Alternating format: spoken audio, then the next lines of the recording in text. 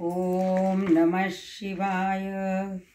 कैलास राणा शिवचंद्रमौळी, फणींद्र माथा भ्रुकुटी झळाळी, कारुण्य सिंधू भवदुःखहारी, तुझ वीण शंभो मज कोण तारी।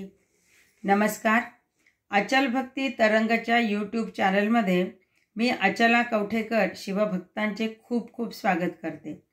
मागच्या भागात आपण शिवतांडव स्तोत्राची आख्यायिका आणि ते कसे म्हणायचे हे बघितले। आता या व्हिडिओमध्ये आपण त्याचा अर्थ बघणार आहोत। शिवतांडव स्तोत्र हे रावणाने रचलेले आहे। त्याचा अर्थ बघताना रावणाजवळ असलेल्या बुद्धिमत्तेची आपल्याला कल्पना येते। शिवाचे यथार्थ वर्णन त्याने या पूर्ण स्तोत्रामध्ये केलेले आहे। पहिला श्लोक, जटाटवी गलज्जल प्रवाह पावित स्थले, गलेव लंब्य लंबितां भुजंग तुंग मालिकां, डमट डमट डमट डमट निनादमट डमर्वयं, चकार चंड तांडवं तनोतुन शिव शिवम। जटा अटवी, अटवी म्हणजे अरण्य। शिवाच्या डोक्यावर जे जटाचं अरण्य आहे त्या अरण्यातून आलेला जलप्रवाह म्हणजे गंगेचा प्रवाह कसा आहे तर पावित म्हणजे पवित्र अशा कंठात ज्याने गले अवलंब्य लंबिता भुजंग तुंग मालिका, अवलंब्य म्हणजे अडकवून आणि लंबिता म्हणजे लांबच लांब आणि मालिका म्हणजे माळ, सापांची मोठी माळ अडकवून डम डम असा आवाज करणारा निनाद म्हणजे आवाज ज्याने चकार चंड तांडव, चकार म्हणजे केले आणि प्रचंड असे तांडव नृत्य केले, तो शिव आमचे कल्याण करो। तनोतु, तन हा संस्कृत धातू आहे, त्याचा कल्याण करो असा शिव आमचे कल्याण करो। याचा सलग अर्थ, दाट जटांच्या अरण्यातून निथळणाऱ्या गंगेच्या जलप्रवाहाने पवित्र झालेल्या कंठ प्रदेशात लांब लांब सापाची मोठी माळ अडकवून व हातामध्ये डम डम डम असा नाद करणारा डमरू घेऊन प्रचंड तांडव नृत्य ज्याने केले, तो शिवशंकर आमचे रक्षण करो। दुसरा श्लोक, जटाकटाह संभ्रम भ्रमन्निलिंप निर्झरी, विलोलवीची वल्लरी विराजमान मूर्धनी, धगत धगत धगज्ज्वल ललाटपट्ट पावके, किशोर चंद्रशेखरे रती प्रतिक्षणम मम। या श्लोकात सुद्धा पुन्हा शंकराच्या जटांचेच वर्णन केलेले आहे। पहिल्या श्लोकात जटाटवी, जटा अटवी म्हणजे त्याला अरण्य असं म्हटलं आहे आणि या श्लोकामध्ये जटाकटाह असे म्हटले आहे। कटाह म्हणजे कढई। शिवाच्या डोक्यावर बांधलेल्या जटा या कढईच्या आकारात गोल गोल असतात। जटाकटाह संभ्रम, भ्रमण, संभ्रम आणि भ्रमण म्हणजे गोंधळून फिरणाऱ्या।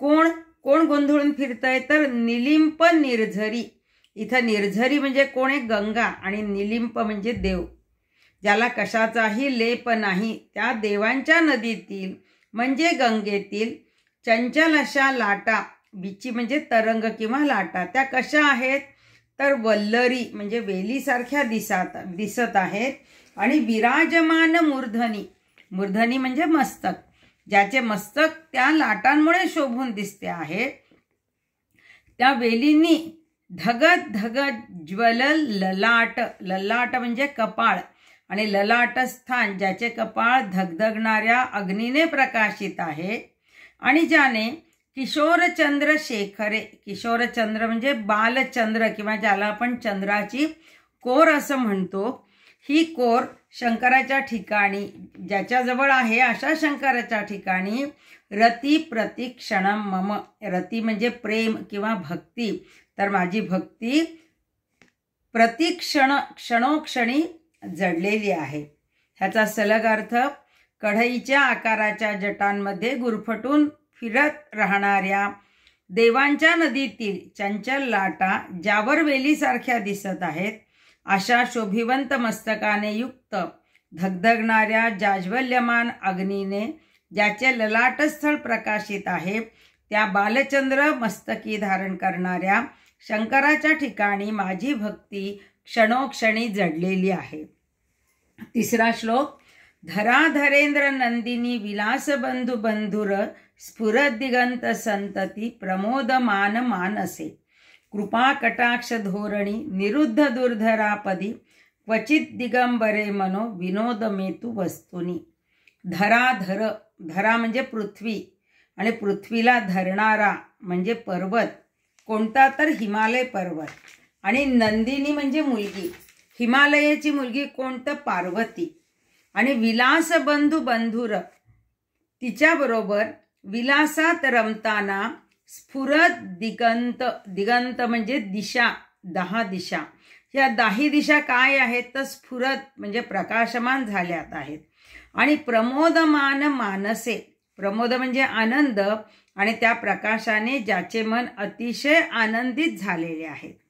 कृपा कटाक्ष धोरणी, कटाक्ष म्हणजे नजर, आणि आपल्या कृपा कटाक्षाच्या मालेने म्हणजे निरुद्ध अडवून धरलेली आहे. काय तर दुर्धर आपदी, आपदी म्हणजे संकट, जे दुर्धर अवघड, अतिशय अवघड असणारी अशी संकटे अडवून धरलेली आहेत. क्वचित दिगंबरे, त्या दिगंबर परब्रह्म स्वरूपाच्या शंकराच्या ठिकाणी मनो विनोद मेतू वस्तुनी, त्या शंकराच्या ठाई माझे मन रममाण हो. विनोद मेतू या याचा अर्थ या ठिकाणी रममाण होवो असा आलेला आहे. पर्वतश्रेष्ठ हिमालयाच्या कन्येसह विलास करताना सुंदर दिसणाऱ्या प्रकाशमान दशदिशांच्या प्रभेने ज्याचे मन आनंदित झाले आहे, आपल्या कृपा कटाक्षांच्या मालेने ज्याने दुर्धर अशी संकटे अडवून धरलेली आहेत, त्या दिगंबर परब्रह्म स्वरूपाच्या श्री शंकराच्या ठिकाणी माझे मन रममाण होवो. 4था श्लोक. जटाभुजंग पिंगल स्फुरत फणामणी प्रभा कदंब कुंकुमद्रव प्रलिप्त दिक वधू मुखे मदांद सिंधुर स्फुरत्व गुत्तरीय मेदुरे मनोविनोदमद्भुतम बिभर्तु भूत भर्तरी. शंकराच्या जटा कशा आहेत? तर जटा भुजंग पिंगल, पिंगल म्हणजे पिंगट रंगाच्या, आणि स्फुरत फणा मणिप्रभा, फणा म्हणजे साप, सापाच्या स्फुरण पावण्याने मणिप्रभा म्हणजे सापाच्या डोक्यावरील मण्यांची जी प्रभा आहे, जे तेज आहे, ते काय झालंय? कदंब कुंकुमद्रव, कदंब म्हणजे पुंजका, त्या सापातील रत्नांच्या कुंकुमद्रवाने म्हणजे लाल रंगाने ज्याने काय केले आहे? तर प्रलिप्त दिक वधू मुखे, दिक म्हणजे दिशा, आणि दिशारूपी वधूंची मुखमंडळे प्रलिप्त म्हणजे माखलेली आहेत.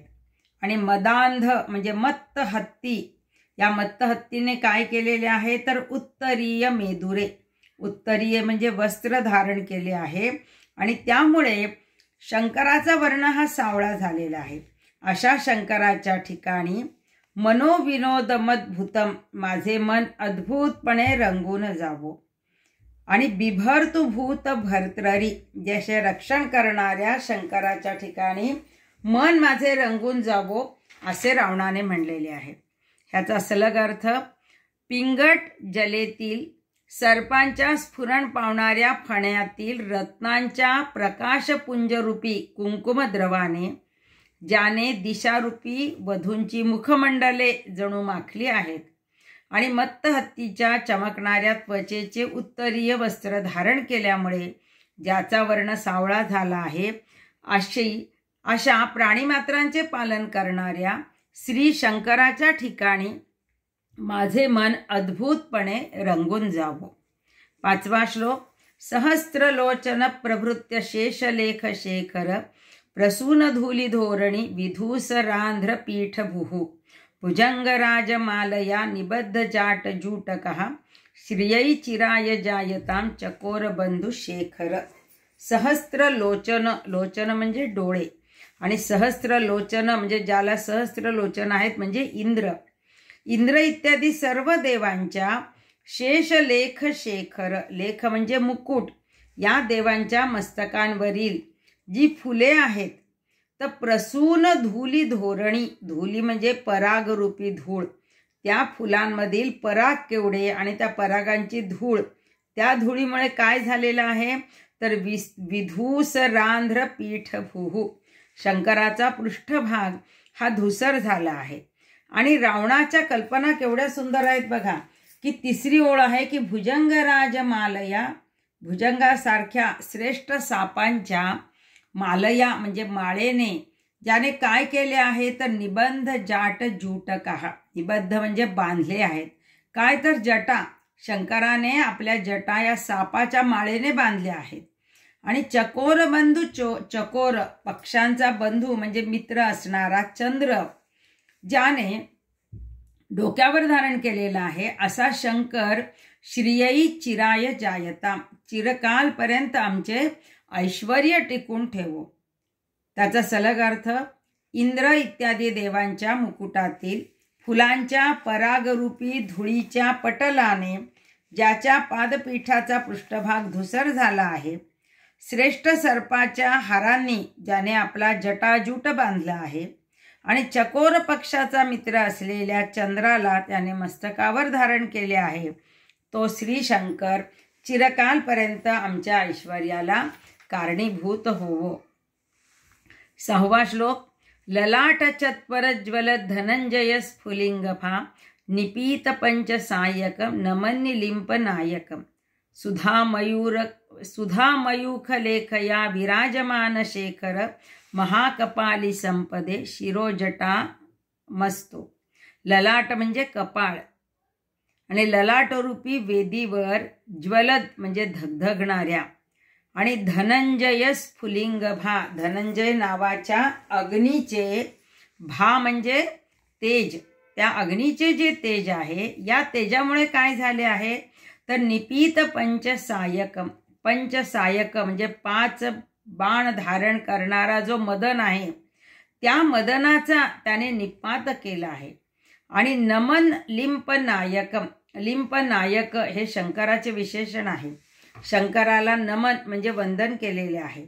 आणि सुधा मयूख लेखया, सुधा म्हणजे अमृत आणि मयूख, सुधा मयूख म्हणजे अमृताच्या किरणांनी युक्त अशी जी चंद्रकोर आहे ती लेखया म्हणजे मुकुट, मस्तकाचा अग्रभाग आहे, या अग्रभागावर विराजमान म्हणजे शोभून दिसत आहे असा महाकपाली अनेक कवट्यांनी युक्त शिरोजटाल, डोक्यावर ज्याने जटा धारण केलेल्या आहेत अशा शंकराचे शिर संपदे म्हणजे संपन्नता, आमच्या संपन्नतेला कारणीभूत होवो.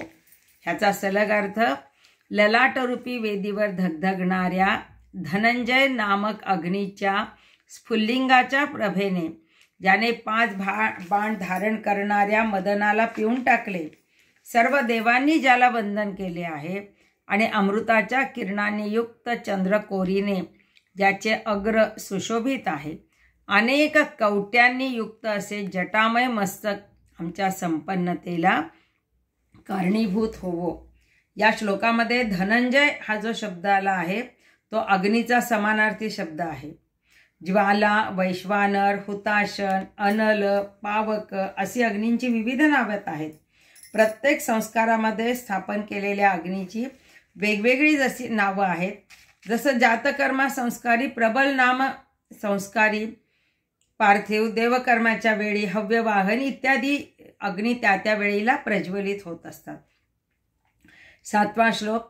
कराल भाल पट्टिका धगत धगत धगत ज्वल धनंजयाहुती कृत प्रचंड पंचसायके धराधरेंद्र नंदिनी कुचाग्र चित्रपत्रक प्रकल्पनैक शिल्पिनी त्रिलोचने रतिर्मम. कराल भाल पट्टिका, भाल म्हणजे कपाळ आणि विकराल अशा कपाळपट्टीवर धगत धगत धगत ज्वल, ज्वल म्हणजे ज्वाळा, ज्वाळा कशा आहेत तर धगत धगत म्हणजे धगधगणाऱ्या, या धगधगणाऱ्या ज्वाळांमध्ये काय आहे तर प्रचंड पंचसायके, पंचसायक म्हणजे 5 बाण धारण करणारा महाबलवान असा जो मदन, या मदनाचे अरविंद, अशोक, आम्र, नवमल्लिका म्हणजे मोगरा आणि निलोत्पल म्हणजे निळे कमळ असे 5 बाण होते. हे 5 बाण धारण करणाऱ्या म्हणजे प्रचंड म्हणजे महाबलवान अशा मदनाची धनंजयाहुती कृत, धनंजय नावाच्या अग्नीत आहुती दिली. धरा धरेंद्र नंदिनी, धरा म्हणजे पृथ्वी आणि पृथ्वीला धारण करणारा पर्वतराज म्हणजे कोण, हिमालय, त्याची नंदिनी म्हणजे मुलगी.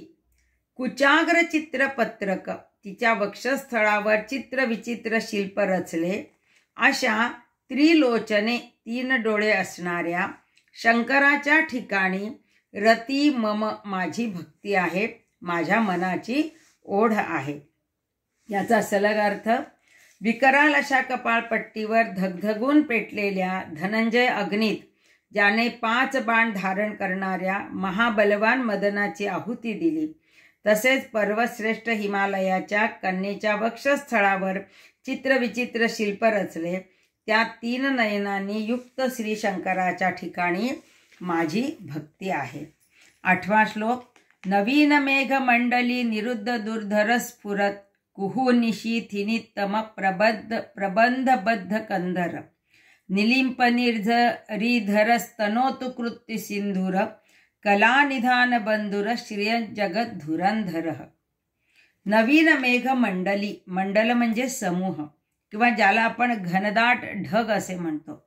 या घनदाट काळ्या मेघांनी वेढलेल्या आणि दुर्धर म्हणजे दाट होत जाणाऱ्या, कुहू निशी थिनी तमः, तम म्हणजे अंधकार, अमावस्येच्या अंधकाराचा लोळ, घनदाट काळे मेघ आणि अंधकार याचा लोळ, प्रबंधबद्ध कंधर, ज्याने आपल्या खांद्यावर ओढून घेतलेला आहे, म्हणजेच जटांच्या समूहाला त्यांनी हे म्हटलेले आहे. 3री ओळ. निलिंप निर्झरी म्हणजे देवगंगा, या देवगंगेला ज्याने धारण केलेले आहे. आणि तनोतु कृत्ति सिंधूर, हत्तीच्या चर्माचे वस्त्र नेसलेले आहे. कला निधान, कलेचे ज्ञान असणारा आणि जगत धुरंधर, जगाचा भार वाहणारा हा शंकर. श्रियम म्हणजे ऐभव, आमचे वैभव वाढवो. ह्याचा सलग अर्थ, नवीन मेघांच्या समूहांनी वेढलेल्या आणि क्षणोक्षणी दाट होत जाणाऱ्या अमावस्येच्या रात्रीच्या अंधाराचा लोळ ज्याने आपल्या खांद्यावर ओढून घेतला आहे, तो देवनदी गंगेला धारण करणारा, हत्तीच्या चर्माचे वस्त्र नेसलेला, सर्व कलांचे पूर्ण ज्ञान असल्याने सुंदर दिसणारा, साऱ्या जगाचा भार वाहणारा भगवान शंकर आमचे वैभव वाढव. 9वा श्लोक आहे. प्रफुल्ल नील पंकज प्रपंचकालिम प्रभा, कलंबिकंठ कंदली रुचिप्रबद्ध कंदरम, स्मरच्छिदम पुरच्छिदम भवच्छिदम मखच्छिदम, गजाच्छिदांधकच्छिदम तमंतकाच्छिदम भजे. प्रफुल्ल नील पंकज, पंकज म्हणजे कमळ आणि प्रफुल्ल म्हणजे पूर्ण उमललेले निळे कमळ. प्रपंचकालिम प्रभा, प्रभा म्हणजे तेज, त्या कमळाच्या निळ्या प्रभेमुळे तेजामुळे प्रकाशित झालेल्या कलंबी कंठ कंदली, कंदली म्हणजे केळ आणि केळीच्या खांबासारखी कांती असलेल्या, रुची प्रबद्ध कंधरम आणि कंठ ज्याच्या गळा आहे कसा, तर रुची प्रबद्ध कंधरन, त्या प्रभेने ज्याचे खांदे व्यापलेले आहेत. आणि 3री ओळ. स्मरच्छिदम, छिदम म्हणजे नाश करणे, स्मरच्छिदम मदनाचा ज्याने नाश केला आहे. पुरच्छिदम त्रिपुराचा ज्याने नाश केला आहे. भवच्छिदम मखच्छिदम, मख म्हणजे यज्ञ, दक्षाच्या यज्ञाचा सुद्धा ज्याने नाश केला आहे. आणि गजारच्छिदांधकच्छिदम, गजासूर आणि अंधकासुराला सुद्धा ज्याने ठार मारले आहे. तमंत कांछिदम, तम म्हणजे अंधकार, मृत्यूरूपी अंधकाराचा अंत करणाऱ्या अशा या श्री शंकराला अहम भजे म्हणजे मी भजतो, मी त्याची आराधना करतो. या श्लोकामध्ये आलेल्या त्रिपुरासुराचा उल्लेख, त्याची शिवमहापुराणातील गोष्ट, मी श्री शिवमहिम्नाचा अर्थ यामध्ये सांगितलेला आहे. त्या व्हिडिओमध्ये ती गोष्ट आहे. आणि गजासूर आणि अंधकासुराचा शंकराने कसा नाश केला आहे याचा उल्लेख पुराणामध्ये आहे.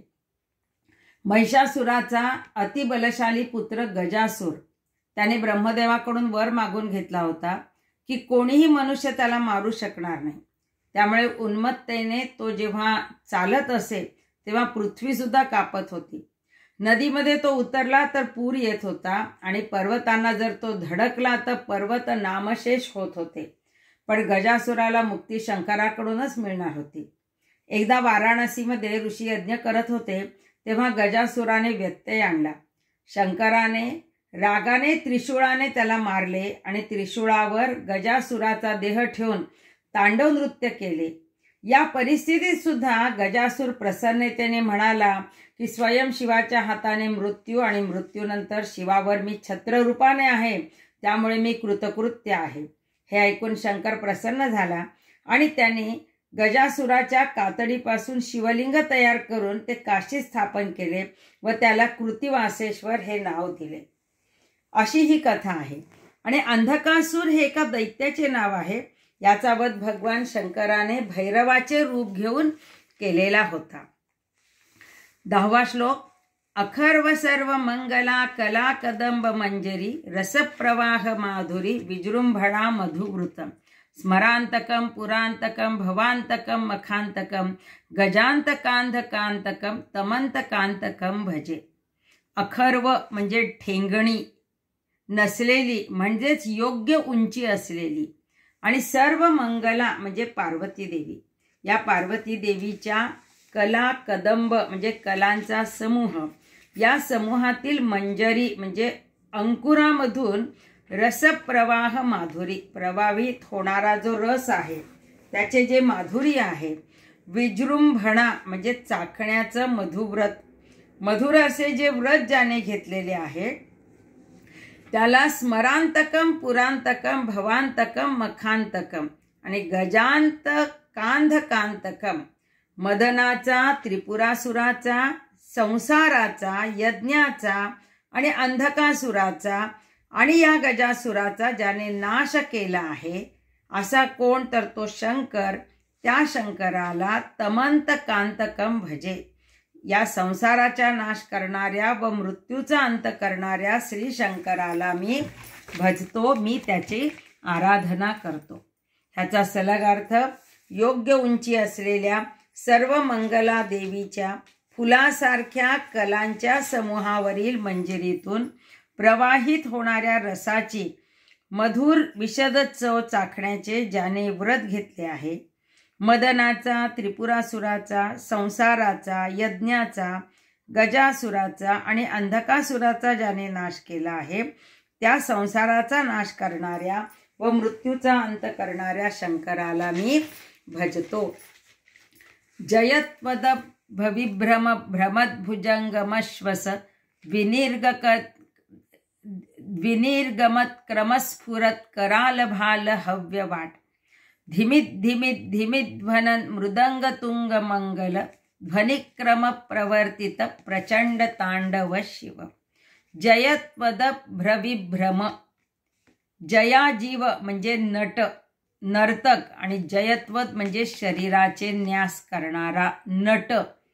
तो नट कशामुळे तर भुजंगमश्वस शंकराच्या गळ्यात असणाऱ्या भुजंगाच्या म्हणजे सापाच्या श्वासाने फुत्काराने शंकराने नर्तन केलेले आहे. निर्गमत बाहेर पडलेल्या फुत्काराने क्रमत स्फुरत क्रमाक्रमाने स्फुरण पावणाऱ्या कराल भाल हव्यवाट. हव्य म्हणजे अग्नी आणि भाल म्हणजे कपाळ. कपाळावर भयंकर अग्नी धारण करणारा धिमित धिमित धिमित ध्वन धिमी धिमी असा मृदंग तुंग मंगल.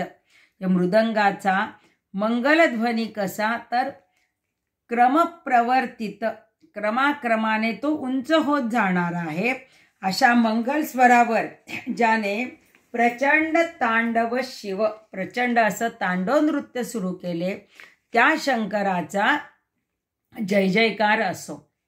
त्याचा सलग अर्थ अनेक प्रकारचे शरीराचे न्यास करणाऱ्या सर्पाचे फुत्कार बाहेर पडल्याने क्रमाक्रमाने स्फुरण पावणारा भयंकर अग्नी कपाळावर धारण करणारा आणि धीमी धीमी असा मृदंगाच्या नादाने निर्माण झालेला जो उच्च मंगल स्वर, त्याच्या तालावर ज्याने प्रचंड तांडव नृत्य सुरू केले आहे, अशा त्या श्री शिवशंकराचा जय जयकार असो. 12वा श्लोक. दृशित विचित्र तल्पयोर भुजंग मौक्तिकस्त्रजो गरिष्ठ रत्न लोष्टयोः सुहृत पक्ष पक्षयोः तृणारविंद चक्षुषो प्रजामही महेंदयोः समप्रवृत्तिक कदा सदाशिव भजाम्यहम. दृशत म्हणजे दगड आणि तल्प म्हणजे शय्या किंवा पलंग, शिलातल आणि सुंदर शय्या. भुजंग मौक्तिक स्त्रज, स्त्रज म्हणजे माळ, साप आणि मोत्याची माळ. गरिष्ठ रत्न लोष्टयोः, गरिष्ठ रत्न म्हणजे मौल्यवान रत्न आणि लोष्ट म्हणजे मातीचं ढेकूळ. सुहृत विपक्ष, मित्र आणि शत्रू असे विरोधी पक्ष. तृण अरविंद चक्षु, तृण म्हणजे गवत आणि अरविंद नेत्र म्हणजे विष्णू. प्रजा मही महेंद्र, सामान्य प्रजा आणि महेंद्र, मही म्हणजे पृथ्वी आणि पृथ्वीचा राजा. समप्रवृत्तिक, परस्पर विरोधी गोष्टींच्या बाबतीत सम जे सारख्या वृत्तीने वागणारा मी केव्हा होईन काय, तर सदाशिव भजाम्यहम, मी शंकराचा केव्हा होईल, मी शंकराचे भजन केव्हा करेन. या श्लोकामध्ये परस्पर विरोधी गोष्टींच्या बाबतीमध्ये समानता आपल्यात आली पाहिजे हे सुचवलेलं आहे. शिलातल म्हणजे दगड आणि सुंदर शय्या, सर्प आणि मोत्यांच्या सरी, मोठे उत्कृष्ट रत्न आणि मातीचे ढेकूळ, मित्र आणि शत्रू असे विरोधी पक्ष, तुच्छ गवत आणि विष्णू, सामान्य प्रजा आणि पृथ्वीचा राजा, आणि परस्पर विरोधी वृत्तीने वागणारा लौकिक गोष्टींच्या बाबतीत सारख्याच असणारा मी सदाशिवाचं भजन केव्हा बरे करेन. या श्लोकामध्ये रावणाला पश्चाताप झाल्याची आपल्याला जाणीव होते. कदा निलिंप निर्झरी निकुंज कुंज कोटरे वसन विमुक्त दुर्मती सदा शिरस्थ मंजली वहन विलोल लोल लोचनो ललाम भाल लग्नकः शिवेति मंत्रमुच्चरन कदा सुखी भवाम्यहम. निलिंप निर्झरी, निलिंप म्हणजे देव आणि निर्झर म्हणजे वाहणारे पाणी म्हणजेच देवनदी गंगा, आणि निकुंज कोटरे लता कुंज वसन म्हणजे राहणाऱ्या, गंगेच्या तीरावरील लता कुंजांच्या आत राहणारा. विमुक्त दुर्मती, दुर्मती म्हणजे वाईट वासना आणि विमुक्त म्हणजे सोडून दिलेला, वाईट वासना सोडून दिलेला.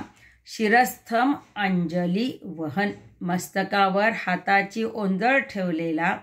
विलोल लोल लोचने, लोचन म्हणजे डोळे आणि विलोल लोल अतिशय उत्सुकतेने चंचल झालेल्या डोळ्यांचा.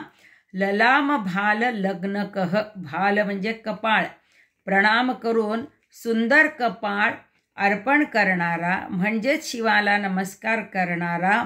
शिव इति मंत्रम उच्चरन, शिव हा मंत्रोच्चार करणारा. कदा सुखी भवामी अहम, मी केव्हा सुखी होईन. याही श्लोकामध्ये आपल्याला रावणाला झालेला पश्चाताप दिसतोय की देवनदी गंगेच्या तीरावरील लता कुंजाच्या आत राहणारा, वाईट वासना सोडून दिलेला, मस्तकावर हातांची ओंजळ ठेवलेला, अतिशय उत्सुकतेने चंचल झालेल्या नेत्राचा आपले सुंदर भाल अर्पण करणारा, शिवमंत्रोच्चार करणारा मी केव्हा बरे सुखी होईन.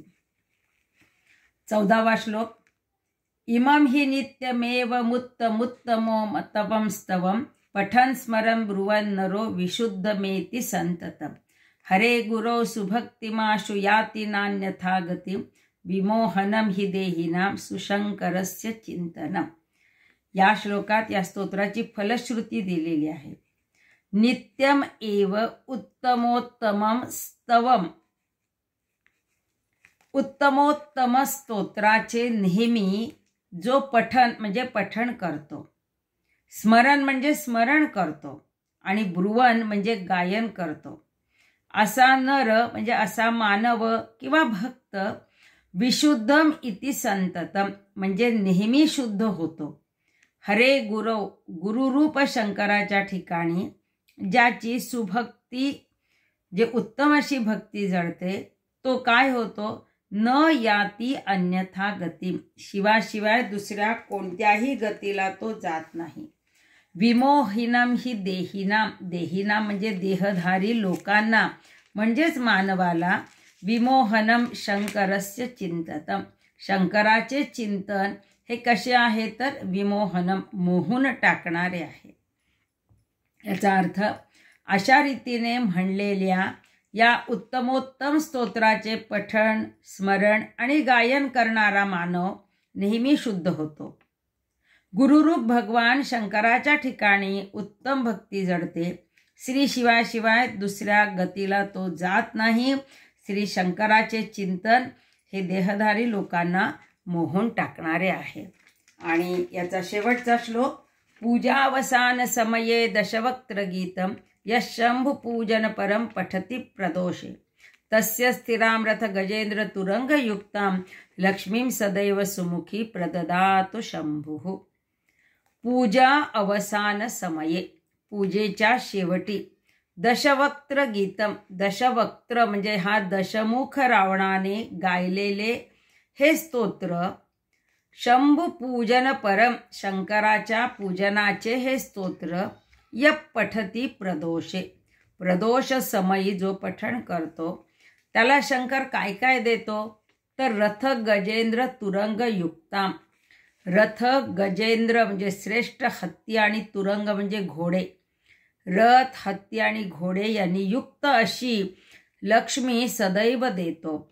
आणि सुमुखी म्हणजे उत्तम मुखमंडल असलेली लक्ष्मी शंकर नेहमी देतो. याचा सलग अर्थ, पूजेच्या शेवटी दशमुख रावणाने गायलेले श्री शंकराच्या पूजनाचे या स्तोत्राचे जो कोणी प्रदोष समयी पठण करतो त्याला श्री शंकर रथ, श्रेष्ठ हत्ती, घोडे यांनी युक्त अशी उत्तम मुखमंडल असलेली वैभव लक्ष्मीनी देतो. श्री सांब सदाशिवार्पणमस्तु. शिवतांडव स्तोत्राचा अर्थ समजायला, उच्चाराला सगळ्याच ह्याला अवघड आहे, तरीही मी माझ्या परीने त्याचा अर्थ जास्तीत जास्त सांगण्याचा प्रयत्न केलेला आहे. ओम नमः शिवाय.